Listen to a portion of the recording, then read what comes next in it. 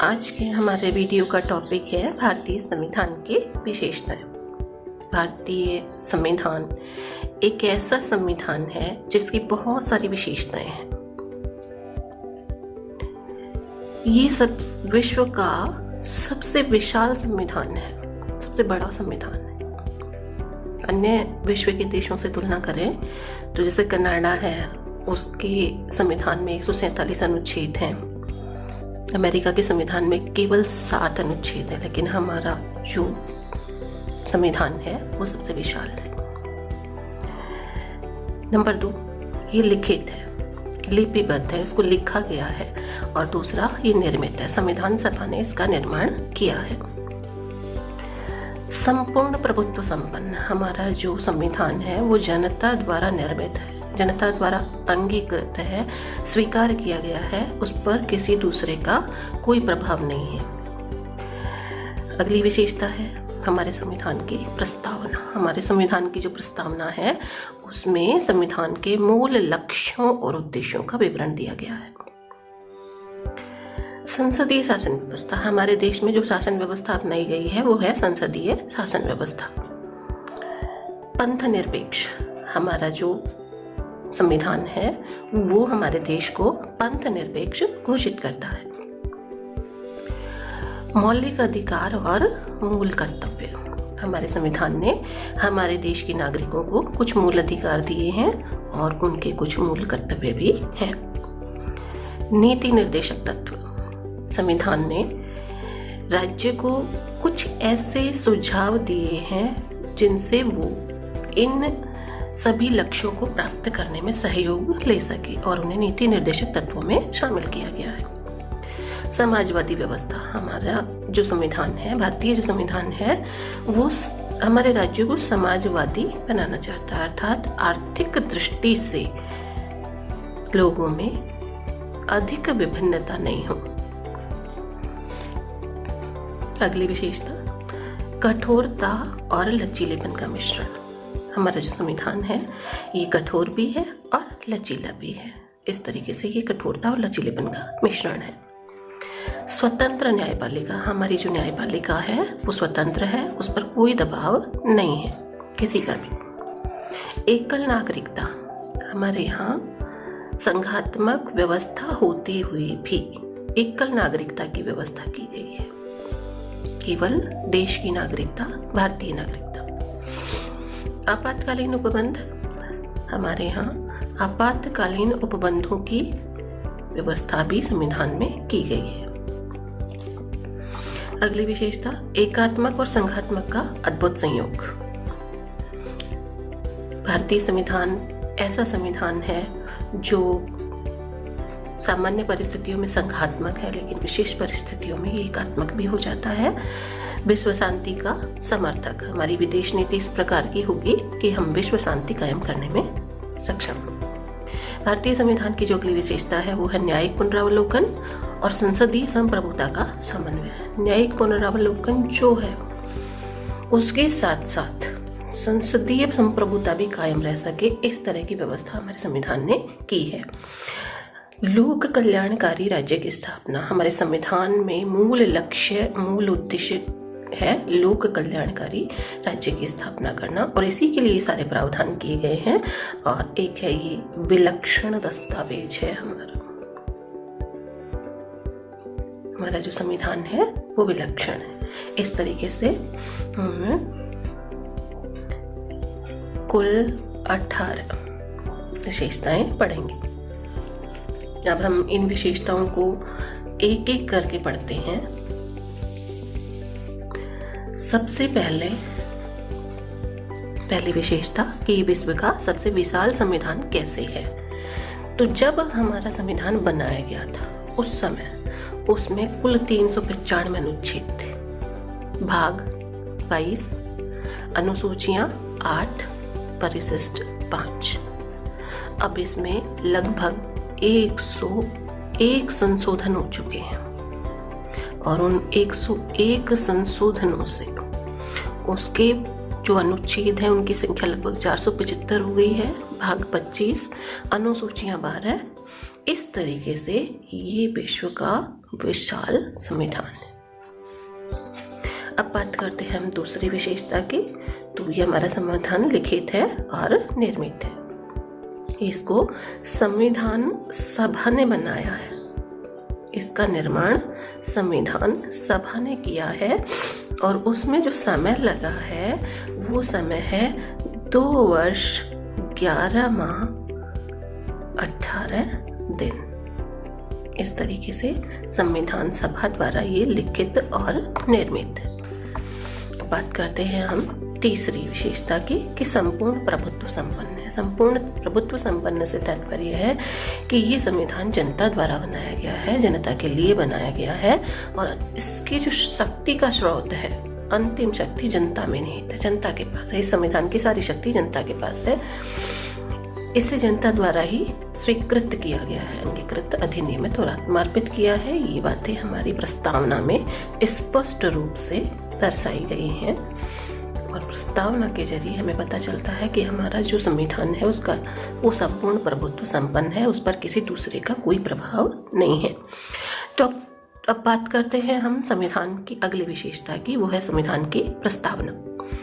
तो ये बहुत ही महत्वपूर्ण विशेषता है क्योंकि संविधान का लक्ष्य क्या है, उसके उद्देश्य क्या है, मूल्य क्या है, आदर्श क्या है, इन सबको प्रस्तावना में दर्शाया गया है। डॉक्टर के मुंशी ने संविधान की राजनीतिक कुंडली के नाम से प्रस्तावना के बारे में बताया। इस जो प्रस्तावना जो है उसको यदि हम देखें तो देखिए, सबसे पहला शब्द लिखा है हम भारत के लोग। तो इसमें इसका तात्पर्य है कि इस संविधान के प्रति, इस देश के प्रति केवल हम लोग जिम्मेदार हैं। भारत को एक संपूर्ण प्रभुत्व संपन्न समाजवादी पंथ निरपेक्ष लोकतंत्रात्मक गणराज्य बनाने के लिए हमारा जो लक्ष्य है वो इसमें स्पष्ट दे रखा है कि हम देश को संपूर्ण प्रभुत्व संपन्न समाजवादी पंथ निरपेक्ष लोकतंत्रात्मक गणराज्य बनाना चाहते हैं और इसके लिए उसके समस्त नागरिकों को, इसमें समस्त नागरिक आ जाते हैं और समस्त नागरिकों को हमने न्याय की व्यवस्था की है। कौन कौन सा? सामाजिक, आर्थिक और राजनीतिक, तीनों प्रकार का न्याय। इसके अलावा हमने उनको स्वतंत्रता देने की व्यवस्था की है, विचार, अभिव्यक्ति, विश्वास, धर्म और उपासना। समानता का जो हमने प्रावधान किया है, प्रतिष्ठा और अवसर। और इसके अलावा जो सबसे ज्यादा महत्वपूर्ण है वो है व्यक्ति की गरिमा और राष्ट्र की एकता और अखंडता। हमारा जो मेन लक्ष्य है वो है कि व्यक्ति की गरिमा सुनिश्चित रहे और देश की जो अखंडता और एकता है वो भी सुनिश्चित रहे। इस तरीके से संविधान सभा में 26 नवंबर 1949 को इस संविधान को अंगीकृत और आत्मार्पित किया गया। अब इसमें एक इस प्रस्तावना की और खास बात है, वो खास बात है कि इसमें केवल एक बार संशोधन हुआ है। इसमें केवल एक बार संशोधन हुआ है, वो हुआ है 1976 में, 42वां संशोधन। और इस 42वें संशोधन के अंदर कुछ शब्द जोड़े हैं और वो शब्द कौन से हैं उनको हम देख लेते हैं। उसमें है संपूर्ण प्रभुत्व संपन्न समाजवादी पंथ निरपेक्ष लोकतंत्रात्मक गणराज्य। और इन शब्दों के साथ ये संविधान में केवल एकमात्र संविधान की जो प्रस्तावना है उसमें एकमात्र संशोधन हुआ है, अब तक संशोधन हुआ है 42। अब हम अगली विशेषता की बात करें तो हमारी अगली विशेषता है संसदीय शासन व्यवस्था। शासन व्यवस्था, और ये जो विशेषता है ये हमने इंग्लैंड के संविधान से ग्रहण की है। अब इस संसदीय शासन व्यवस्था को समझने के लिए हमें ये समझना पड़ेगा कि आखिर शासन व्यवस्था कितने प्रकार की होती है। तो मुख्य रूप से शासन व्यवस्था 2 प्रकार की होती है। मुख्य रूप से संसदीय शासन व्यवस्था की तुलना में एक संसदीय शासन व्यवस्था और दूसरी है अध्यक्षात्मक व्यवस्था।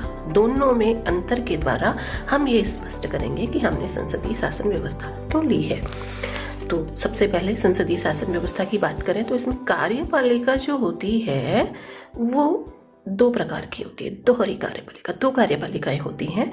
एक नाम मात्र की कार्यपालिका होती है जिसको हम राष्ट्रपति, इनके अंदर सारी शक्तियां निहित हैं, लेकिन जो वास्तविक कार्यपालिका है वो है मंत्री परिषद और उसका जो मुखिया होता है वो होता है प्रधानमंत्री। तो इस तरीके से प्रधानमंत्री के नेतृत्व में मंत्री परिषद वास्तविक रूप से शक्तियों का प्रयोग करती है। वास्तविक रूप से शक्तियों का प्रयोग कौन करता है? मंत्री परिषद करती है। तो इस तरीके से संसदीय शासन व्यवस्था में कार्यपालिका कैसी हो गई? दोहरी हो गई। लेकिन अगर हम अध्यक्षात्मक व्यवस्था में देखें तो वहां केवल कार्यपालिका एक होती है, नाममात्र की कार्यपालिका वहां नहीं होती है। और जो कार्यपालिका होती है उसे ही वास्तविक कार्यपालिका कहते हैं और सारी शक्तियां राष्ट्रपति में निहित होती हैं। राष्ट्रपति सारी शक्तियों का उपभोग करता है। ये पहला अंतर हो गया दोनों में। अब हम दूसरा अंतर देखें तो जो संसदीय शासन व्यवस्था है इसमें कार्यपालिका व्यवस्थापिका के प्रति उत्तरदायी होती है। अर्थात व्यवस्थापिका अविश्वास प्रस्ताव प्राप्त करके कार्यपालिका को हटा सकती है, उसके कार्यों का निरीक्षण करती है, उसके कार्यों का मूल्यांकन करती है। लेकिन अध्यक्षात्मक व्यवस्था में कार्यपालिका व्यवस्थापिका के प्रति उत्तरदायी नहीं होती है। यहाँ पर व्यवस्थापिका कार्यपालिका के कार्यों का मूल्यांकन नहीं कर सकती, उसके खिलाफ अविश्वास प्रस्ताव नहीं ला सकती, उसे हटाया नहीं जा सकता। तो इन दोनों के अंदर हमें जो व्यवस्था अच्छी लगी वो लगी संसदीय शासन व्यवस्था, इसलिए हमारे यहाँ इस व्यवस्था को काम में लिया गया है। अब हम अगली विशेषता की बात करें तो वो है मूल अधिकार और मूल कर्तव्य। हमारे जो मौलिक अधिकार है वो हमने लिए हैं अमेरिका से प्रेरित होकर और मूल कर्तव्य रूस से प्रेरित होकर। अब हम मूल अधिकारों की बात करें तो मूल संविधान यानी जब संविधान लिखा गया था उस समय मौलिक अधिकारों की संख्या 7 थी। लेकिन एक 1978 में 44वां संशोधन हुआ और उस संशोधन में जो संपत्ति का अधिकार था उसको कानूनी अधिकार बना दिया गया। इस तरीके से अब हमारे जो मूल अधिकार हो गए थे वो है 6। लेकिन 2002 में एक 86वां संशोधन हुआ और उसके द्वारा एक 7वां मूल अधिकार जोड़ा गया कि 6 से 14 वर्ष तक के बच्चों को निःशुल्क और अनिवार्य शिक्षा का अधिकार हो। इस तरीके से अब मूल अधिकारों की संख्या कितनी हो गई? 7 हो गई। अब बात करते हैं मूल कर्तव्यों की। तो मूल कर्तव्य मूल संविधान में नहीं थे, अर्थात जब संविधान लिखा गया उस समय मूल कर्तव्य नहीं थे। 42वां संशोधन हुआ 1978 में और 10 मूल कर्तव्य जोड़े गए। 10 मूल कर्तव्य जोड़े गए। इसके बाद 2002 में जो 2002 में 86वां संशोधन जो हुआ उसमें 11वां मूल कर्तव्य जोड़ा गया कि 6 से 14 वर्ष तक के बच्चों को शिक्षा प्रदान करने का मूल कर्तव्य अभिभावक। ये मूल कर्तव्य अभिभावक अपनी जिस भी स्थिति में है वो 6 से 14 वर्ष तक के बच्चों को शिक्षा प्रदान करने की व्यवस्था करेंगे। तो इस प्रकार हमारे जो मूल अधिकार हम देखें, हमारे संविधान के अंदर जो मूल अधिकार दिए गए हैं उसमें पहला हमारा अधिकार है समानता का अधिकार, जिस अनुच्छेद 14 से 18 में, स्वतंत्रता का अधिकार 1919 से 22 में, शोषण के विरुद्ध अधिकार 23-24 में, धार्मिक स्वतंत्रता का अधिकार 25 से 28 में, संस्कृति और शिक्षा का अधिकार 29 और 30 में और संवैधानिक उपचारों का अधिकार 32 में। जो संपत्ति का अधिकार था उसको मूल अधिकारों से हटा करके कानूनी अधिकार की संज्ञा दी गई। इस तरीके से संविधान की हमने विशेषताएं पढ़ी। लेकिन ये जो संविधान की विशेषताएं हैं इस वीडियो में बड़ा हो जाने के कारण हम पूरा नहीं ले पा रहे हैं, तो शेष विशेषताओं को हम अगले वीडियो में शामिल करेंगे।